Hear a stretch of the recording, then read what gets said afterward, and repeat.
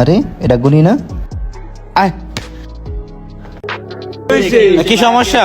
ওর চুলটা ঠিক করে দেন। কি ও ভাই, এগুলা কি লাগাইতেছেন আঠা আঠা?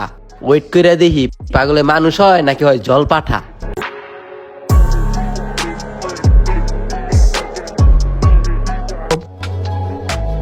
আসলেই তো লোকটা করা হয়েছে। পুরোই দি শাহরুখ খান। আই হাই, কেমনে কি? আজ থেকে আরো 150 বছর আগে আমি পাগল হইয়া রাস্তায় রাস্তায় ঘুরতেছিলাম। পাগল হয়ে গেছিলাম, প্রেমে ব্যর্থ হইয়া একবারে পুরা পাগল হয়ে গেছিলাম। তারপর হঠাৎ আমার ছোটবেলার এক বন্ধু আসে আর আমাকে দেখে। তারপর লা লা লা লা লা লা লা লা লা লা। আরে এটা গুনি না? হালায় প্রেম কইরা শেখ খায়া ওর অবস্থাটা কি করছে? না যাই, বাংলাদেশের best salon London gents parlour, ওইখানে নিয়ে ওর একটা হেয়ার থেরাপি দিয়ে লই। কিরে আয়। তারপর আমাকে বিড়ালের ছাউটার মতো ধরে নিয়ে গেল আমার ছোটবেলার বন্ধু। আমাকে নিয়ে গেল লন্ডন জেন্টস পার্লারে।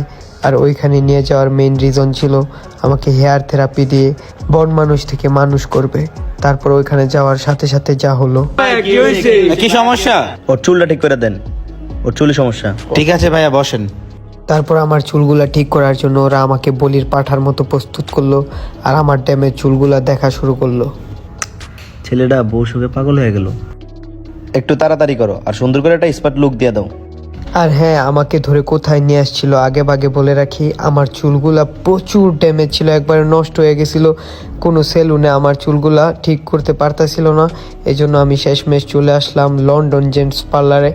এটা হচ্ছে ধানমন্ডির 10 নম্বরে, রূপায়ণ প্লাজা, লিফটের 1-এ। তারপর খুব সুন্দর করে আমার মাথা ওয়াশ করলো। তারপর একটা জামা পরাই দিল। তারপর হেয়ার ড্রায়ার দিয়ে খুব সুন্দরভাবে অতি সূক্ষ্মভাবে আমার চুলগুলা শুকাই দিল। আর হ্যাঁ, ফার্স্টেই বলে রাখি আমি করতেছিলাম হেয়ার কেরাটিন, আর এটার প্রসেসটা শুরু হয়ে গেছিলো।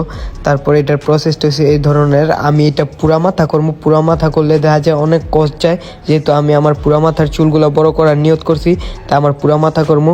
এরপর এটার হেয়ার কেরাটিনের প্রধান যে ক্রিমটা ছিল ওইটা লাগাইতেছিল ওরা 3-4 জন মিলে। আর হ্যাঁ, কস্ট এটাতে অনেক বেশি, কিন্তু যাদের চুলগুলা ড্যামেজ এবং যারা চুলের পেছনে একটা ইফোর্ট দেন তাদের মনে হয় আমার এই সেলুনে আসা উচিত। আর এই সেলুনের কাজ খুবই ভালো, আমি পার্সোনালভাবে বলবো এই সেলুনে আসা উচিত আপনাদের।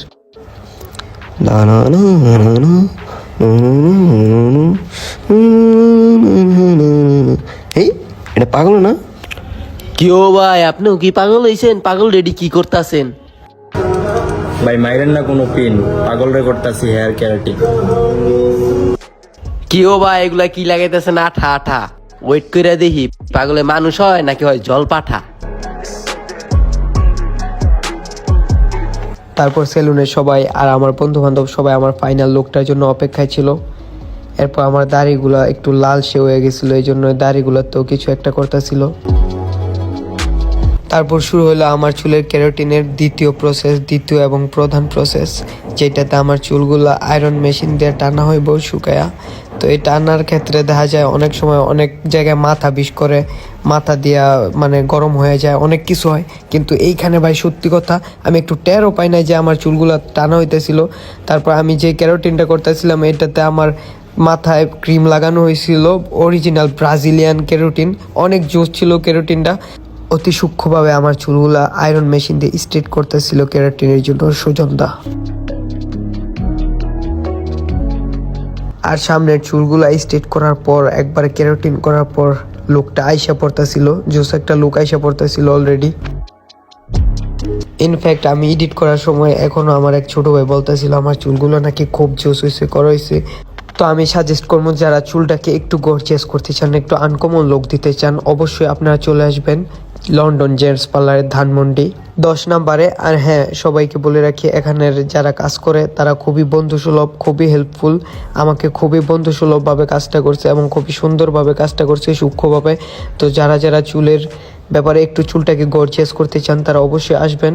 আর হ্যাঁ, আমি করতে করতে পাগল থেকে দেখেন নাই, কোন মানুষ থেকে মানুষ হয়ে যাচ্ছিলাম আস্তে আস্তে।